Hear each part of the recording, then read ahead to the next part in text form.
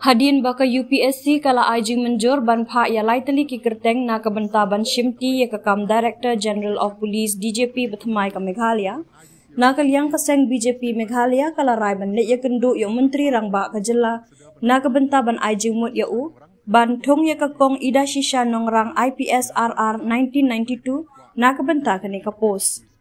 tabakren sekilat pathai khubor u nong aiktien bahalor ka BJP uba Maria Home Kharkrang ubadai ru ialah dia uhek puliat IPS bala syong than ula ong kakong nongrang kadai kabriu kababiang ban shimti ya kani kakam kata namar kadai ru kabala kamrang batam na bedeng ki kerteng bala pha bat kabala don ru ya kajing syamphang ha kabai dei bat karukom trekam jongkat nat puliat ka jela Meghalaya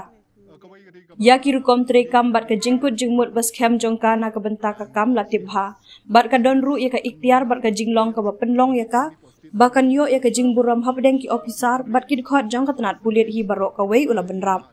kumtaru uba Kharkrang ula ong ngilashim ya kani kasin jam namar ngingej baka officer kan thai kabadei ka trai shnong bat ka balakha bat lahe lasan ha Meghalaya kadei ban yalam ya katnat pulit ka jela namar kan kham sotho shibon ya kajing long jingman hapo ka jela bat ka balong ru ka bakong san bha na ka benta ban pendep ya ka kamram kum ki pulit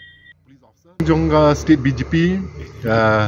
ngila kwa ni kundu Chief Minister Honorable Chief Minister la kam katuk ani singi tamangi kami olat marbumdan post station but kajing kundu ba ya u kalong ban IGC ka city no state president Chow Chief Minister ban kerpat u ban consider ban ra ya I kong ida shishan nongrang kum ka DGP ka thamai nam ta ka state ka jungi ngiran bon ki daw bale bingi kwa be in one me even head ka police force jungi but niki likely ki kerteng ki baga UPSC kala approve ngisngo but she'll be the best candidate ban lead the police force ku jongi lenti bangin kendo ya ngin la ban your appointment no CM dalawan pai ka khatrik probably ngin your appointment ka si Monday but ngin sa hand over in city kade ka ba mina kade ide local officer nang ni and she has enough of experience mdei tang ni po state la jongru ila serve po eastern range ila serve po western range yang ta ila don po IB Intelligence Bureau po Delhi and ka state police ka ja trai ya janmat ko ka IB department or ka IB Intelligence Bureau but kini ki bar khat kin in longa jingmatoy po sikat day and ta state jongi but idai and one of the most important thing is he is an upright very upright police officer namanga he personally ngai trai daw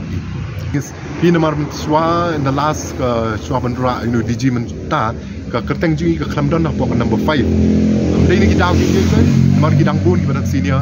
bakam senior ben yi ka service menta bedeng ni lab ka kerteng jungi ka wan ka panel hi ka wan nang kong app ni kerman ba nginyo at least one kasi officer leading the state mun chuang la ju yo teng ye police officer be lead the state but ngi community ba menta se kan ti ben nginyo